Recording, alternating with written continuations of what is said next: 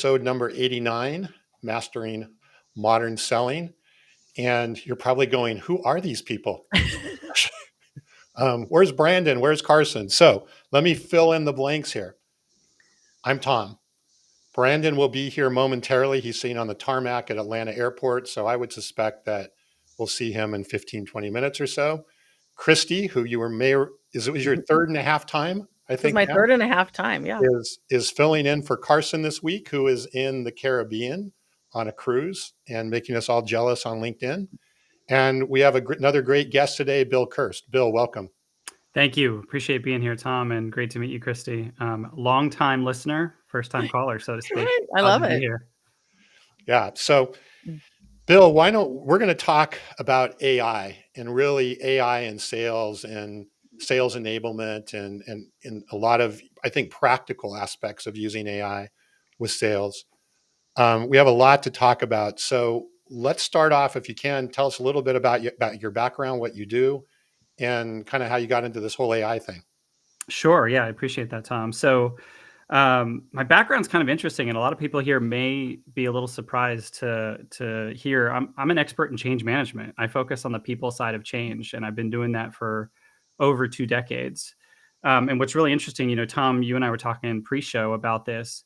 If I step back and think about most of my career, the people I've partnered with the most in all of my career of sort of delivering change, selling change, supporting organizations through change are sellers, ironically. And people might be surprised by that because they'd say, okay, well, if you focus on the human side, the people side of change, most of it's probably around HR stuff. Not necessarily. I mean, most of what's driven our change over the past 2 decades has been technology specific. And if you fast forward to where we're at today, AI is the topic du jour. What once was, if we all can remember, and hopefully some folks that listen to this will remember, when the World Wide Web came out, it completely altered the way that people do business. And a lot of people were thinking, well, how am I going to integrate this into my life? And so the people that usually show up to help you with that are change management experts. So I had about 2 decades of experience in consulting. Worked at places like Bearing Point and IBM. Went to work for the University of Washington for a while. I actually led their first cloud implementation to Workday. So they were moving all of their systems from a 35-year-old payroll system, which was green screen, blinking cursor, to their first cloud instance. And I led that change. Then went back to consulting for about 6 years, started a change management practice for a company called West Monroe, was the first person to lead that practice in Seattle. And then Microsoft called me. They actually heard my podcast, which I've been running a podcast for about 8 years called Coffee and Change, where I interview people just like this and ask them how they've led change in their life, in their work, and in the world. They heard that podcast and said, hey, can you come do what you do for us and focus on customer zero, focus on helping our sellers get into a consultative mindset, and also help us focus on career tracks and career paths for people. And I said, it's not every day you get a call from Microsoft. So I said, yes. What's interesting is I had already been following Carson Hetty and all of his work prior to that. I was a fanboy for a long time.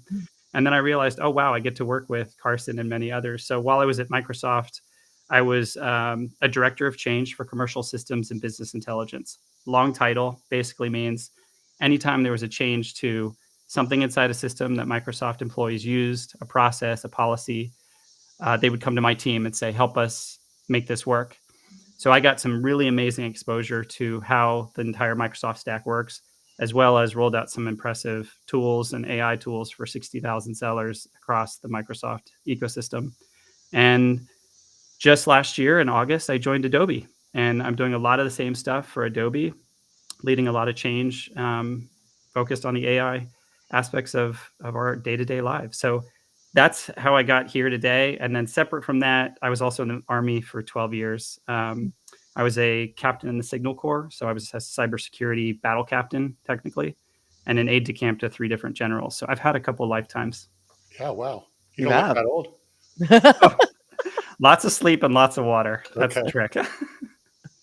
Christy, we talked a lot last week when you were on the show, right, about how you're working with, people and helping them, find jobs and find the right job and the right opportunity. Have you seen a lot of concern, or what do you see as it relates to when you talk to salespeople about AI and the change, if you want to call it that, with AI? Do Mhm. you see a lot of concern, a lot of, are they leaning into it or are they trying to run away from it? Yeah, good question. A little so with the people that I'm interviewing for clients, they're talking about using it as, as an efficiency tool. But when you snoop around LinkedIn, there's definitely a lot of fear and uncertainty around which sales jobs might be automated and disappear and which ones might have legs. And I think as a result of that, there are a lot of sellers who are looking to level up. I guess I'll use that term, because I think we all think that perhaps the SDR role might be able to be moved over to an automated state with AI. A lot of the efficiency type things. And again, I'm pro efficiency for sure. And I'm just kind of sitting back. In fairness, I'm not really voting yet. I'm kind of sitting back to see. But what I do like that I'm hearing on social about this topic is, hey, if you're gonna be replaceable if you're not at the top 10%, which Tom, I spend a lot of time talking about the top 10 percenters and how they're separating themselves out. And I think this is one of those things where, hey, if you're hitting 60 or 70% of quota, and and they think you can replace it with AI. I think that's one thing. And then the other thing I would throw out, and then I've got a question for Bill as well, is as someone who consults for SaaS B2B companies, I think everybody better be heads up that as we continue to use AI as an efficiency tool more and more, that's possible, right? Like if you have 150 of this type of employee today, you may only need 70 of this employee tomorrow. And if you're selling B2B licenses as opposed to a solution, if you're still doing a seat license, if you will, you're going to be in big trouble because all of a sudden they're going to need half as many licenses as they did. And now what does that do to your revenue? So, Hmm. Bill, my question for you would be, again, I was curious about the change management too. Yeah. And because apathy is the number one reason why people don't buy, and Yeah. I spend a lot of time even talking to sales teams and sales leaders about how are you helping them reduce the risk into it where change management comes in, right? Like Hmm. I see very few companies providing, I just call them change management packets, Yeah. right? Like in saying like, hey, we're going to switch the vendor or we're going to bring in something new for the very first time. You've got to train everybody. Like, I'm like, I think the best companies are giving them email templates that say, hey, this is what's happening, this is what's coming. But tell me about your thoughts on apathy, Yeah. the connection between not purchasing due to apathy and change management. Yeah, well, I'll start off by saying, kind of the counter to apathy is empathy, and that's actually my greatest skill set. If you think about, you've taken those strength finders and those tests, a lot of times we sort of anchor in what is our key skill, and I've always indexed number one on empathy.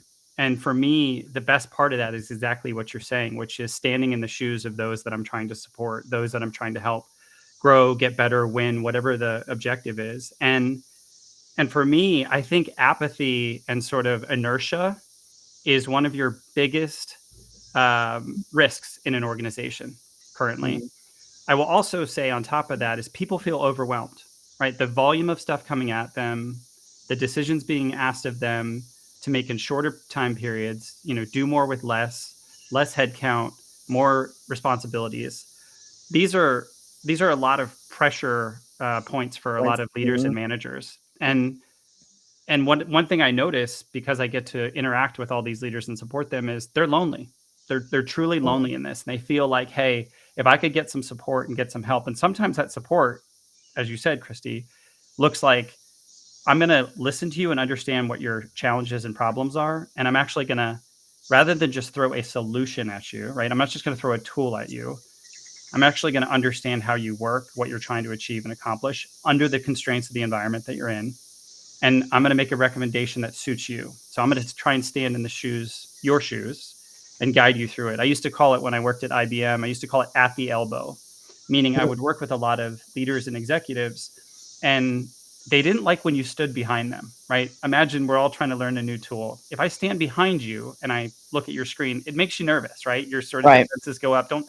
So I would actually go off to the side and sort of stand at the elbow, So you're not directly behind them. They can still see you in their peripheral vision. And this seems simple, but it's pretty profound, where they feel like you're supporting them, and you're not in their space. And I think a lot of times that analogy is very true with what we're doing with tools, systems, technology. And I like to do my best to sort of show up to meet people where they need the support. And in the absence of good communications, in the absence of empathy, and the absence of curiosity, you get a lot of people who just stop trusting. They stop trusting what's happening in the organization. They stop trusting the selling cycles. They stop understanding who their customers are. And that gap becomes bigger and bigger and bigger. So throwing new things at it, digital, will not shorten that gap. What shortens that gap is relationships. So what I'm hearing you say, and I want to bring up this question from Bob, or this actually comment from Bob on the Mhm. comment here in a minute. What I'm hearing you say, Bill, is that change, as much as anything else, is that giving the hug, I guess, and the Yeah. care and feeding Yes. to help people through that process. Yeah. So it's not so much like, here's the training, here's how you use the software, here's the manual, or here's a video, or whatever the case may be. It's somebody feeling like they have that guidance and that support along the way, which is really interesting, I think. Yeah, and it's not always our first go-to, right? I know a lot of times, especially in technology or even in sales, depending on the environment you're in, we sometimes feel like, oh, I can't show up that way. I can't ask an open-ended question, because if I ask an open-ended question, they're going to think I know less than I should know, Hmm. and they're not going to buy from me. Hmm. And I've listened to many episodes that you all have done, and we've had discussions. Carson and I have had discussions around this. That sort of open-ended question allows for inquiry, curiosity, relationship building, and you can wonder into a potential solution, as opposed to say, "Oh, I listened to one third of what you said, and you need this." Right. And then what ends up happening is they buy this, and they expect it to do that, and it doesn't. And then you're starting all over again, and you're now on the bottom of their list of who to call. Whereas if you'd spend a little bit of time with them to really understand and sort of give them, for lack of a better term, a mental hug and kind of get to know them, they will remember you. They'll be like, hey, you know what? Tom made me feel great. I know we didn't necessarily arrive at that point where we signed a proposal that day, but I really liked how Tom made me feel. So I'm going to call Tom when the opportunity comes up. And then I'm Mhm. going to call Christy and say, I want to work with you both for these reasons. And then you don't have to spend so much time with the Yep. chase. Yeah.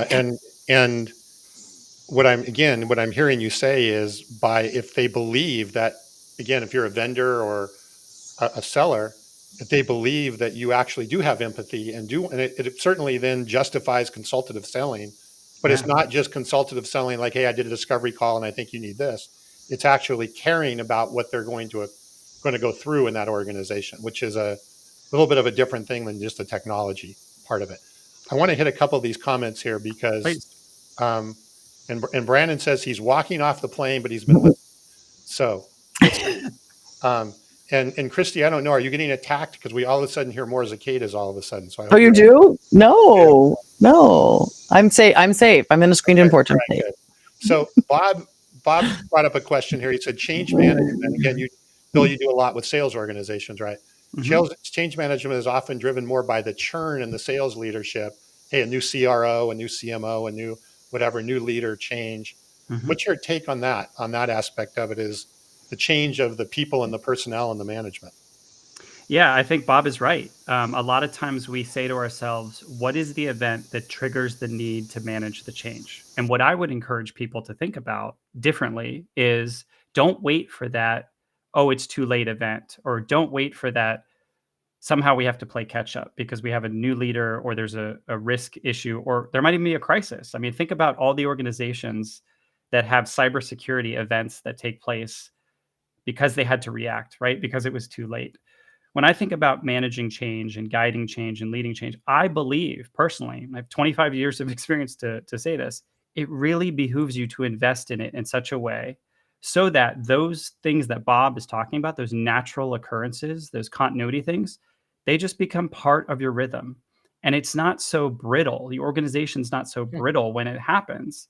If there's a new CRO or a new piece of technology comes in, you really want to get it so that your workforce is adept at this, right? It's kind of like going to physical therapy. The analogy I often give people when they say, "What do you do?"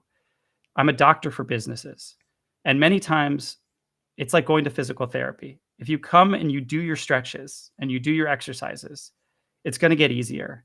But if you tell your physical therapist, "Yeah, I'm doing my stretches, I'm good," and then you show up and they go to stretch you, it's going to hurt. And I think organizations are no different. We are just a collection of humans. We have to remember that, right? Business, the word is busyness, and we are a collection of humans as an organization. So it just gets more complex when you don't build that muscle for change, which is why I'm excited. I've gotten to work at the places I've worked because they've invested in that muscle and Yeah. that core capacity. It's also why I love partnering with sellers because let's be clear, they pay my bills, right? Oftentimes, Bob, you know this and others know this. It is change management is considered overhead and it is an internal investment. The So if you're successful as sellers, then I'm happy because that pays my bills. That keeps me gainfully employed, which is why it's very, very key to meet the sellers right away. It's kind of like in the army. The first thing you do is you meet the person that pays your bill, does your pay, and who gives you the food. You become friends with those two people. It's not Right that away. different here. Bill, I've got a follow-up question for you. Yeah. So I'm going to go ahead and put some words in your mouth. So empathy is your superpower, your universal superpower. And I teach how to find your sales superpower. So I have created this little 5-step model. I'll run through it real quickly with you, and then I have my question. So you have to identify it, Yeah. right? Then you have to develop it, and development happens naturally. Developing something happens when you are using it, like you said, using the muscle regularly, and then it just is going to get a little bit better. But then the next step is to hone it, and hone it is an intentional step, right? Yeah. Honing something is intentionally working on doing it, and then you have to pressure test it, and then you have to, put it into play in the right circumstances. But let's go to honing for a minute. So, Sure. assuming that, so how did empathy become your superpower, and how did you hone it?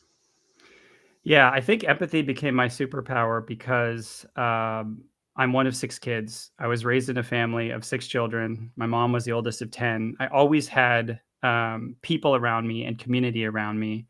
And I had to take care of 3 younger siblings when I was growing up. And just due to life circumstances, you start to care about other people in your stead, if you will, in your care.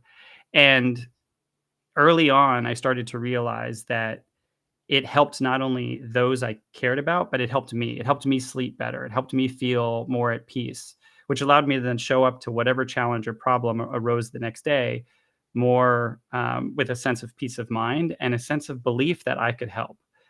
Fast forward a little bit, I lived all over the world. You can see behind me, there's the very famous Checkpoint Charlie sign. The reason that's there is because I lived in Eastern Europe for about 8 years behind the Iron Curtain growing up. And over the course of my life, I've had the opportunity to learn 6 or 7 languages. And to me, language and words, they matter because words make worlds. And the investment for me of learning other language allowed me to get closer, to your point, hone in on understanding what people were experiencing. And learning other languages gave me more opportunities to understand the sensations, the worries, the hopes, the dreams of other people. And it just sort of expanded my portfolio of things like curiosity and wonder. And it also gave me the opportunity to realize that if the words I'm using are not effective, then go back and find another word. I'll hat tip to a gentleman who's in the comments, Donald Van Dyke. There's a book right over here on my desk he gave me for a gift. It's an etymology dictionary. I'm obsessed with the root origin of words. Why? Because over years and years and years, we've forgotten the true origin of the words we use. They get mishmashed and they get, co-opted. And a lot of times I will pause and tell people, do you mean what you're saying?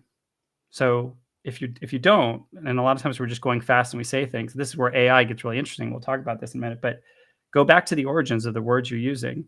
And it's amazing how people are like, you're right. I didn't actually mean that. I think I meant this. Great. We all have the opportunity. Welcome, Brandon. We all have the opportunity to pause and revisit what we're trying to say to get to the outcome we want. And that's where it gets really interesting with all the technology that we'll talk about here shortly. Yeah, and I want to definitely. Hey, Brandon, Hi, everybody. Sorry I'm late. I've been listening. I've just been sitting on the plane waiting to get off. are you So sponsored by Delta? I like the little I logo know. right Look at on that. your shoulder there. As soon as I turned on, I was like, "Look at that. Maybe we'll get a sponsorship out of this." Bob isn't happy about that. Um, Uh-oh. so yeah, I want to get into your specifics, Bill, of what you did specifically with Microsoft when you were rolling Sure. out Sales Copilot. But I want to hit. You mentioned Donald. I want to kind of hit his question maybe as a lead into this. Sure. Saying change management has always been, finding how to truly begin with the person, right? Figuring out how to get that hug. How do you believe AI is going to affect the ability to begin with the person? And I Yeah. think that would be a good tie-in Wow. when you started to talk about what you did with Microsoft and the Copilot piece. Yeah, absolutely. And I'd love to hear your response to this, Christy, because your questions have really, got me thinking about that aspect of honing these skills, right? But yeah, let me just kind of set the scene for folks. So when I was at Microsoft in that role as director of change for commercial systems and business intelligence, we were rolling out the early tenets of what now the world knows as Copilot, specifically Sales Copilot. At the time, it was actually called something a little different. We called it Viva Sales. So many of you who use Microsoft Teams and know the Viva suite, it was attached to that. And if you can imagine, it was sort of these early stages of, hey, what are some things we could do that would give time back to sellers? And what's interesting, and I pulled up some stats to look at here, we learned that just recently they've refreshed these stats, but 79% of sellers around the world say that they could use more time freed up for them to spend on account development and relationship building. And what was even scarier was today, sellers spend 70% of their time on administrative tasks. So those things are like research, planning, keying in data to different systems, developing proposals, developing drafts, reviewing internal meetings, getting approvals. So if you do the math, that's nearly 30 hours a week that they're spending doing that. And that leaves basically, I don't know, less than 8 hours to go meet with a customer. That's problematic. And at Microsoft, they said, how do we flip that? How do we take all of those aspects and start to automate them, put some of the AI engine in there so that when Christy sends me an email, I can literally hit a button that syncs between the email and my CRM and updates all their contact information. I don't have to worry about doing that. Or more importantly, when Brandon sends me a note and says, hey, I've got this opportunity with Delta, I can go sync things based on what is existing in our CRMs. Have we done any previous business with them? Who's the last person that talked to them, right? These are all things that take a lot of time to find out. It's like putting a huge 1,000-piece puzzle together. And we started to realize with Viva Sales, now Sales Copilot, what if we just use the power of AI to do all that work so that we could free up sellers to go spend time with the people they want to spend time with, to go ideate, to go brainstorm. And over that process, it was really fascinating because I think at the time, these calls were typically engineers, product owners, developers. And then I would be the single change management person on those calls. These were global calls. And it was fascinating because oftentimes I would ask a question that the whole group would say, we didn't think of that at all. And it made the product better. Where I actually worked very closely with Carson was developing testimonials. I worked with sellers. I said, yes, go work on the product, but I'm going to spend time with the sellers. I'm going to understand what their day in the life is. I'm going to understand from them, hey, how would this tool help you? And Carson became one of my stars, one of my showcase people, because I did a testimonial with him, video, captured his sentiments. And then he became sort of the voice of the campaign I was putting together so that people would adopt this tool. And I was really excited that it finally got rolled out to 60,000 sellers across Microsoft. And that product in its infancy has now emerged to what is Sales Copilot that the world is starting to use. And those percentages of time that I mentioned before sellers are getting that back to spend time with not only their customers, their accounts, but I would say more importantly, spend time with your families, spend time with your kids. Like if you can get all of that time back and it can be done for you, you don't have to spend time in an airport lounge keying in 90 things before you get on a plane, right? That's our life. We know that. We've done that. I'd like to work on things that free that up so that you can spend time with your loved ones. So related to that, and this kind of touches on Bob's or comment here. He says Mhm. the assumption is that they'll use that time for their family or their kids, but do statistics prove that they will? Question number one. Question number two, Bill, related to that is, does that need to be part of the change management process? Is that when people are changing and I have free time, Yeah. what the hell do I do with that? Right. Yeah. And to find out it's actually okay that I spend more time with my family or whatever. Or that management doesn't just fill that time up with a different task. Yes. I mean, Right, a that's different probably admin more task. likely. Yeah, Yeah. now we're going to give you something else to do, but we're still not being more productive. Yeah, absolutely. And I'll finish this point, and then I'd love, Christy, for you to share your thoughts here, because as we're building upon it, I can see the light bulbs going off and you over behind the cicadas. That being, what's really interesting is this is impacting people's livelihoods. And what I mean by that is we've all spent, and many people have been successful in their careers because they've become corporate heroes. They're the heroes at doing all that swiveling and keying and doing things and making this incredible amount of work somehow appear seamless. And what happens, to your point, Brandon, when all of a sudden it maybe used to take you 6 hours a week to do a spreadsheet that now can be done in a matter of seconds and sent off to someone else? What do you do with that 6 hours? Even more important, how do you have the conversation with your manager to say, hey, Brandon, I now have all this extra time. Can we go revisit that list of things we've always wanted to achieve, the innovation list, the to-dos that we never get to? Can we start on that? I would pose the question that, is the manager ready to have that conversation? That's the part where I find really spending an interesting amount of time. Christy, I'd love your thoughts as we talk about this. Yeah, I've got several. One is a follow-up to something we already mentioned, is if we give the sellers back that much time, do we now need fewer sellers? Mm-hmm. Right? So like that's where I think this fear factor comes in with sales professionals is, sure, if we add all this efficiency, then again, they don't need 20 of me, they maybe only need 12 of me. So I think that's causing some of that fear. I've said for a long time, because I'm a big CRM junkie, but I also will throw the sales leaders into this mix. Yes. Which is, I've always said, like, I should be able to manage 70 to 75% of my team, the pipeline, if you will, through technology. Right. I shouldn't have to go and, if I'm doing a one-on-one or pipeline review, I should already, again, like everything should be, triggers should be set, information should be pushed to me. I shouldn't have to go track a seller down and go, tell me what's going on with this account. Right. Like it's all there for the taking. And now you've got things like Gong. Now you've got all of that type of thing. So for me, also the efficiencies of the automation that's brought to the table, the software for the leaders, so that, by the way, personally, I'd like to see them use that time to coach as opposed to manage, right? So again, I get crabby about this, like 4 hats that people wear in the sales leadership world: leadership, which is different than management, which is different than coaching, which is different than mentoring.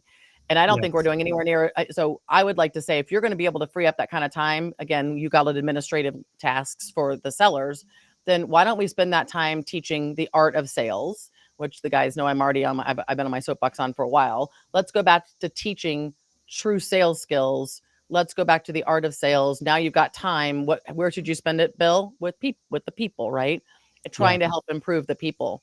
So I think, and then the other thing I would say is, so many sales professionals that I interview are not getting professional sales training, whether that be, no matter what, however you want to define that, but for professional development, professional sales training. I think AI can be very beneficial. So, my follow-up question to that, when they say I've not had any formal sales training, is, so great, what have you done for yourself? How have you helped yourself? And I think that's where a lot of AI can come in. Again, if your company has invested in some of those tools like a Gong, things like that, well, you should be self-coaching, right? Or you should be listening to podcasts. You should be going out and, and aggregating and saying, where can I get information about this type thing? There's so many places out there. So I don't know that everybody, I feel like a lot of times I get a newsletter every morning from a guy, and he is really good about giving us AI prompts. He's like, hey, I was looking for this and I used this prompt and it worked really well. And here's how I refined it down to this. And I thought if I would benefit from it, you would too. I don't feel like there's enough of that collaboration going on out in the world either. AI, I still think it's a little bit scary for people, and they don't know, like, what is the right, some people don't even know what a prompt is, right? Truly, yeah. I think to your point also that was asked about the creativity piece, I think Bob asked that question. One of the things I would encourage people to do, this goes back to the question that we were saying, you and Brandon, you and I were saying, which is like, how do we have that conversation with our sales leader and our managers? Which is, when we think about innovation, and everybody wants to do innovative things, that requires creativity. That requires daydreaming. That requires going for a walk by a large body of water. That doesn't require you standing in front of your computer 14 hours a day. And so I think we have to be comfortable to not wait for permission to do these things. And that's your point, Christy, as well. People are sending out these prompts and saying, this worked really well for me. There's this, collection of use cases that are happening across the ecosystem to get the results that people want. The fascinating thing about AI, though, and some of the tools that people use, especially on the creative side, if all four of us type in the same prompt into Copilot, into ChatGPT, into other things, the same exact words, all four of us will get 4 different results. And that kind of makes people go, why? Shouldn't we get the same thing? Not necessarily, and that's the power of it, right? I had this test when I led a webinar for Microsoft alumni, and I gave them the prompt, and I had them type. It was very simple. It was create an image of a robot painting a self-portrait of themselves in an art studio, and then I had them just sort of screenshot and put in the chat, and every single one was different. And they said, "Why is that?" And I said, "That's kind of the art and the beauty of this whole thing, right? We don't understand it the minute we think we do." And I think it brings so much curiosity and questions to people. It's a change issue. It's a humanity issue, is what I would say. And, I remember back in the days when I was in consulting and I was going to all these sales trainings, and I struggled with it because I felt like, this isn't my forte. But Christy, where I had a mentor that came to me and said, Bill, you're thinking about it all wrong. Don't think of it as selling. Think of it as helping. And I said, oh, that's a game changer. I could do that. And they said, great. Don't ever say the word sell. Don't ever say the word proposal. Just say, how can I help? And then the rest of it will follow. So to me, that's where, if I can spend more time asking people, how can I help? Making them feel less alone in the world and helping them achieve their dreams and outcomes, like, I'm good. Sign me up. I love that. So I want to reiterate something, Bill, because I think we've touched on it, but I think it's super important if I look into the world of change management as we go forward, in particular with AI, right? AI is going to change your job, or if it doesn't directly change your job, it's going to provide an opportunity for you to change your job. Do you think that the change management that is required by somebody like yourself or an organization is 70% on helping the person understand how their job is changing, or how they're versus just changing the use of the technology and how to use the AI? And because that's what I think. Yeah. I think that AI, it's like people say, well, you have the major internet and you had mobile phones and AI, right? Mobile phones or mobile was just a different way of a different device of doing a lot of the same things we were already doing. But Yeah. this isn't. This is very different. And so it is going to change the job. Where do you see that change management really needing to be focused? I think it's more like 90-10, honestly, Okay. Tom. I Okay. mean, to me, we're on the eve of what I think next week or the week after, Apple's going to do their WWDC, right? And there's all these rumors about how this stuff is going to be right in the phone and it's going to change everything. I personally think this technology is teaching us more about who we are than we've ever done before, because it really does test us in a way to say what is human versus what is generated, what is believable versus what should be questioned, what can be trusted versus what is disinformation and misinformation. All of this is happening at such a pace, and it's happening in every sector of our life. So I personally believe the change management is more 90% on the humanity of this and 10% on the tools and technology. Brandon, I think you wanted to jump in. Well, no, I mean, I'm trying to formulate the question and then the comment there. I think I agree with you, and then is my concern. And so, like, I've been wearing my CEO hat in my company, Mm-hmm. and as we're growing and hiring people and doing all that, and I've been very, very focused on culture my whole career. I'm like you, very empathetic. Learned that in childhood, all of that. But what I see a lot of times, especially in moments where I've done more consulting work and talk with other CEOs and like, well, how did you do this? How did you that? When I start getting into that empathy and actually genuinely caring for people, they just would like, floop. It's like they wanted Yeah, the outcome, but they didn't sure. want to actually genuinely care about their people that much. And what I hear you saying is 90% of it is about the people and about our humanity. And we are at a pivotal point of trying to help people understand themselves better. It's like collectively, globally, we all need to go to therapy together in order to take on this AI thing, because we got to know Yep. ourselves better, to lead ourselves better. And that's where my Yep. biggest fear is right now, is that we humans don't do that well, and we don't want to do that well. And a lot of managers and leaders don't want to create that culture for their companies because they see it as light and fluffy or not important, or go do that on your own time. And I think that's going to be a big, big challenge right now. Yeah. I'm going to jump in here. Please Go ahead. Christy. Bill, you haven't mentioned this yet, but and I'm a big Brene Brown fan, but I suspect that you are as well. You just haven't said so. But when you talk about so a couple of things you said like took me to Brene right away. One, innovation and creativity has to come from a place of vulnerability. And so, Brandon, to your point, and again, like as someone who is dating, one of the first questions I ask men is in a roundabout way, have you done your work? Right? Because I've done my work. And I Have you know, owned your shit, huh, Christy? have you owned your own shit and done your work? Right. Yeah. Does that But disqualify a lot of people right away? it disqualifies a lot of people right away, actually, Yeah. Tom. Yeah. Because my favorite response is, what does that mean? So then I know then I know we're disconnected, right? It's Yeah. like if right away I know if we're in the same ballpark or not. But it's that again, like so, Brene Brown also describes empathy versus sympathy, right, as two Yes. very different things. And I love the analogy she uses, and she says, you're walking along and someone has fallen down into a hole, right? You fall into the well, and you're like, hey, what's going on down there? And you're like, I fell into the hole. Well, that sucks, right? Sympathy is saying that sucks. Empathy is getting down with them, right? Going into the hole to help them out, as opposed to just yelling from the top, sucks to be down there in the hole, doesn't it? Right. And so, she says, that, me too, right? It's the me too. It's like, hey, I've had that happen too. This is how I feel about it. But when you talked about innovation and creativity, and then Raymond, what you said, I'm like, well, all that we're talking about and asking people to do comes from a place of vulnerability. Yeah. Right. And then the fear around being vulnerable at work. Right. And the fear of saying, hey, I'm worried about this AI thing. I'm worried about my job. I'm worried about how I'm going to feed my family. All of that comes from a place of vulnerability that not everybody's comfortable going to. Yeah. Yeah.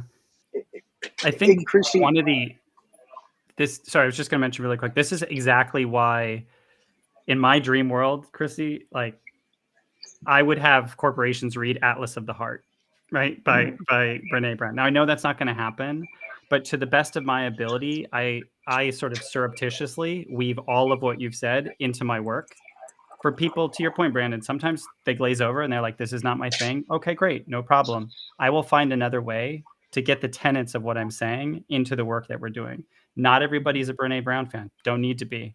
But I think at the core of who we all are, nobody wants to be lonely. People want to make sure that they take care of their loved ones and they want to leave a legacy in this world. I really think that's what it comes down to. And those are indisputable. I want to bring that. I love this conversation. By the way, I'm so glad they let me off the plane. It when we talk about LinkedIn, we talk about social selling, and you guys know I hate the word social selling, but when we think about LinkedIn in general, the people that do it better than others are the ones who, Christy, own their shit. They've done the work. They know who they are. They've got good clarity on who they are so that they could say, this is me authentically. And because if not, and we talked about this, I led a workshop yesterday with the team.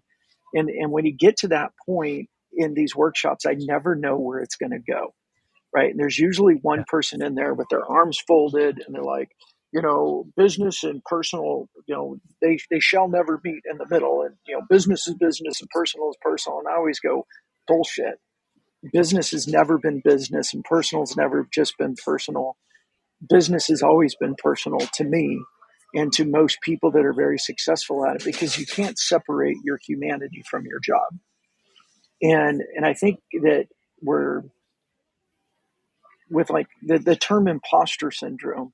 I think the only reason I posted about this a lot lately, it's been coming up a lot. The only reason we even have this term imposter syndrome is because people are uncomfortable in their own skin. Yeah.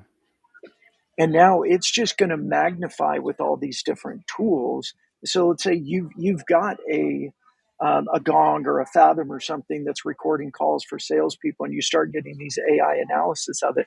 What are you going to see? You're going to start being able to see some of that stuff. Are you empowered by your company? Are you empowered in the culture? And do you have the courage to start looking at this stuff going, okay, well, that's really who I am. How do I move this forward? How do I take myself to the next level in order to be more successful? And am I willing to change? And if it feels hard, am I willing to ask for help? Again, to your point, like that's why in this world, I'm very fortunate. I know I'm going to be gainfully employed for quite a while because there will be no AI bot that will ever replace empathy. I'm not Mhm. worried. So let's look ahead. And Bill, I have a software company. We were talking beforehand. I have a software company that sells to manufacturers and wholesale distributors, which are not the most technical people in the world, right? And they're getting hit right now with the whole digital transformation, which is in a lot of these companies, they're still using spreadsheets and email to do everything, Yeah. combined with AI, right? All at the same time to kind of, you talk about the super perfect storm, I guess, of change that's going on. And one of the questions that I get a lot, and I'm taking a lot of notes here because one of the things I know that we've natively done well is provide that empathy, right? We really Mhm. help them, and I didn't know what we were doing, but that's what we were doing really well, and I think we can do more of it. But one of the questions that we get a lot is, what is the world going to look like in 2 years, 5 years? As a sales professional, right? And Yeah. the people I work with are people that are going to job sites and construction projects, but you're still relationship, you're still selling, so what do you think it's going to look like? Where do you think we're going to be with AI, and what is the sales world going to look like in the next 2 years, 3 years, 5 years, whatever? Yeah, I love this question because I'm able to reflect and also project. I would love to be a futurist. Whoever gets those jobs as futurists on their business cards, like I'd love to know who they are and how they got those jobs. But I'll give you an example. And so folks know, I've been through the entire history of CRMs and sales, like from Siebel to Oracle to NetSuite to Salesforce to Dynamics to all of it. I've been through it all. And and what was really interesting about that whole evolution was every time you met with a seller and you realized that they had the opportunity, someone gave them the opportunity to get out from behind the system and spend time with a customer, they ran at the chance. I think the future of sales looks a little like this, and I'm going to give a specific industry example for you, Tom, because it might relate. I supported a lot of agricultural lending clients in the past, right? These are people who are lending loans to farmers across this country. And I learned so much in that time because now I have a true appreciation for farm to table, right? Hmm. And when I think about how you sell to that very unique set of people, it's cultural, it's trustworthy, it's you have to show up. And what was really interesting was when we had this opportunity to say, hey, you can do all these digital signatures and you don't actually have to get in the car and go out to meet the customer. A lot of people came back and said, don't take that away from me. That's important to me. Give me the technology to enable to do other things, but do not take that interaction away from me. So if I think about that example in the future, it looks a little bit like this. There's a drone that the farmer might use or a seller might say, hey, you can use this drone. It goes up, it assesses the entire farmland, it takes pictures of all the things they need, it does the acreage, the hectares, all that other stuff, does all that work that typically takes a lot of time, puts that into a system, does calculations based on what's in the market, based on the bank, based on the savings, based on the interest rates, does all that stuff for them. That's a lot of time that's been saved. And then it says, hey, why don't you just spend time going out to the farm, visiting with the farmer, getting to know his family, talking about the next generation of who's going to own the farm, what they need, and let's have the conversation there. And what you're selling is potential. What you're selling is the next generation. You're not selling for the problem today. That small example, because we enabled it with digital technology, because we put things in the hands of people, we gave them back time and we said, how would you like to use your time? And they told us. Nothing came close to that relationship every single time. And I think if you do that in manufacturing, if you do that in warehousing, if you do that, all of this stuff can help with sensors and pictures. And I can pull up my phone, take a picture of something that's sitting on a pallet and say, how do I move this or sell this or whatever? And it tells me now, right? that's great. Like now I get to have different time allocation and conversations. To me, that brings me a lot of joy and hope and creativity. It goes back to what Bob said. Everyone is creative. Everyone is highly creative. We just have to be given reasons and permission and belief to spend it there. Well, and I think related to what, Bob was saying, not everyone is creative, but I think everyone, if again, guided and provide empathy, could find a better way of using their time in their job and their role, right? Whether it's creativity or just building more relationships and so forth. I agree. The question I get a lot is, well, is my job going to go away, right, with AI? I think there will be some jobs that go away because they're just going to be redundant with AI. But what I tell people mostly is, no, AI is going to make you a better version of what you hired came on to be, right? And some people won't. Some people probably won't make it. Some people won't really have the ability to be that better version. But if you really start to think out of the box, boy, there's a long way you could go. Not just in that time that you were talking about, but just in the overall value you're providing in the sales role. And you can't be afraid. I mean, I think the people that are asking that question are probably also the people that have a fear of the technology. Like they're not trying to educate themselves. They're not, I jumped on that chat GPT thing right away, became a paid version right away, as soon as I could.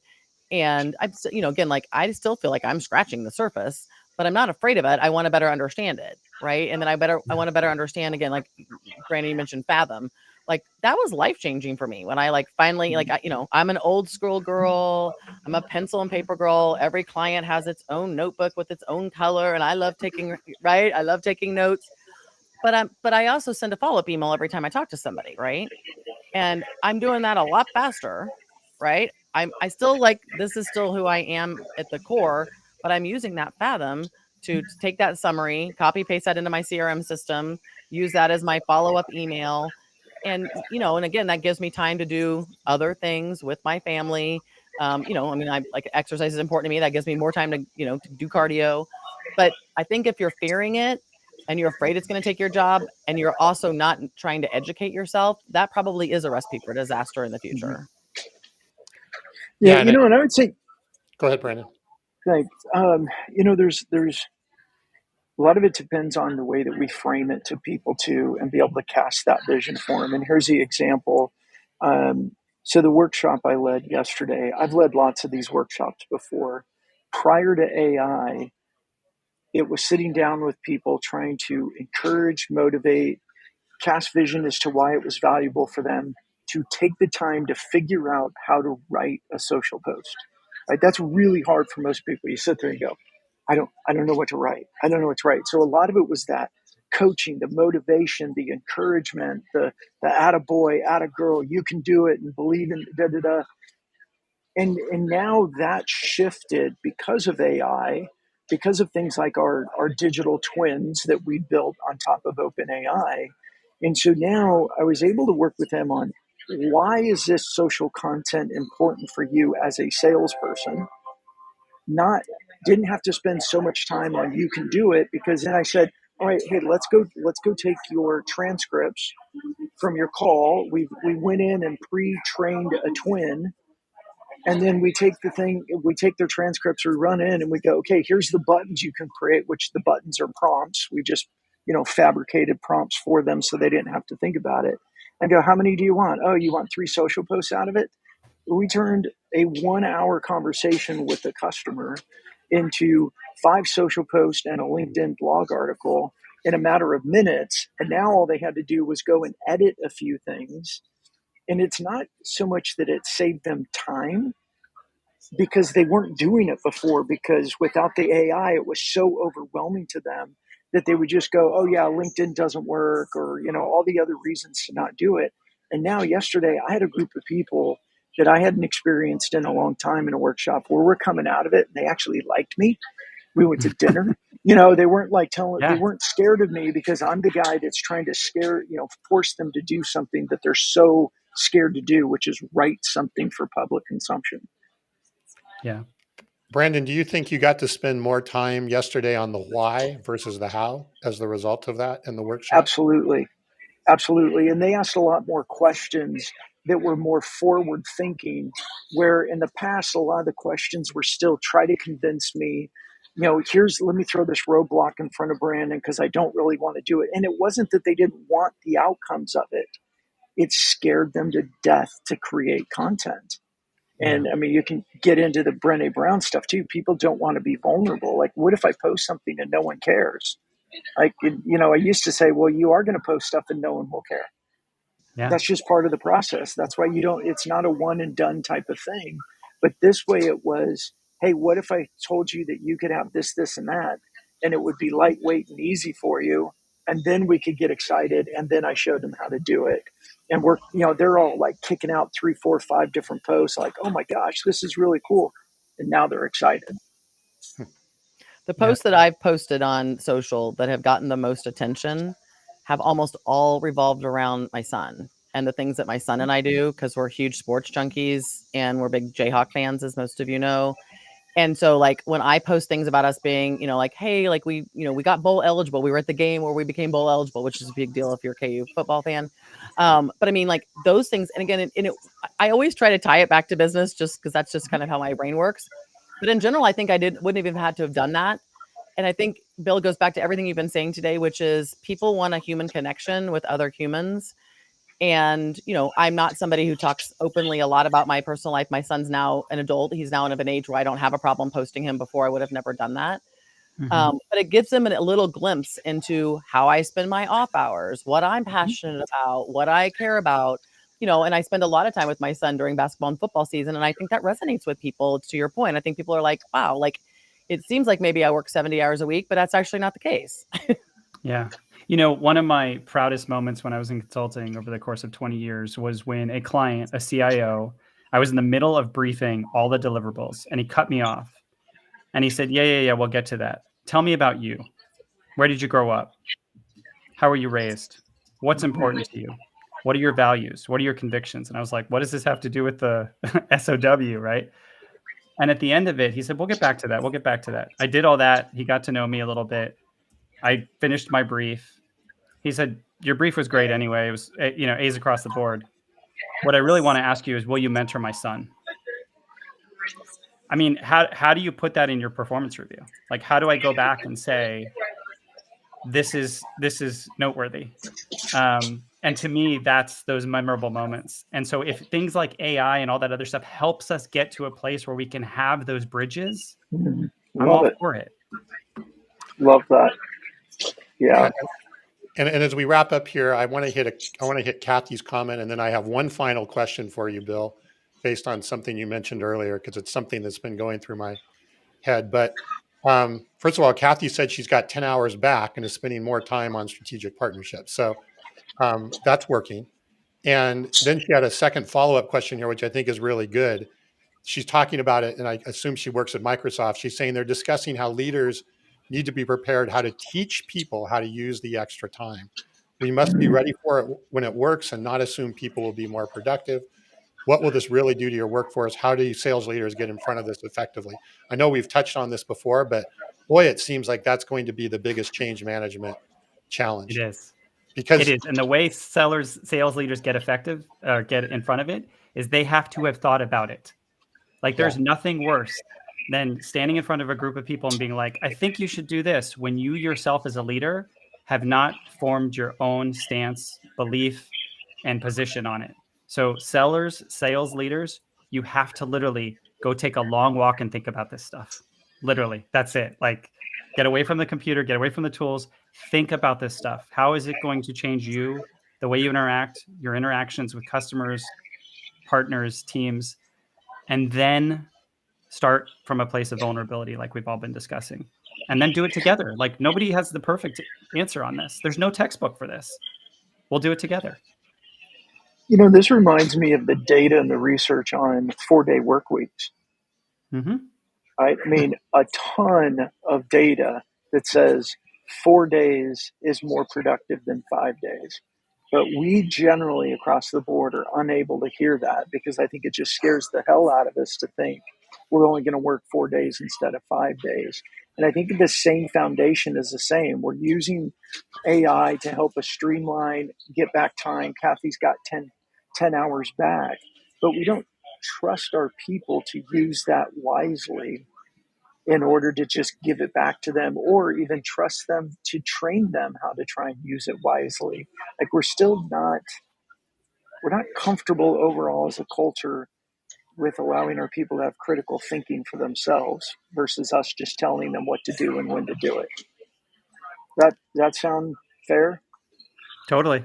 Fair judgment? I don't know if that makes sense. Yeah, I Fair think I see assessment. this a lot in sales. I wrote a post a while back that, stop scripting, like stop scripting calls. These calls, like, hey, sales leaders, stop scripting calls.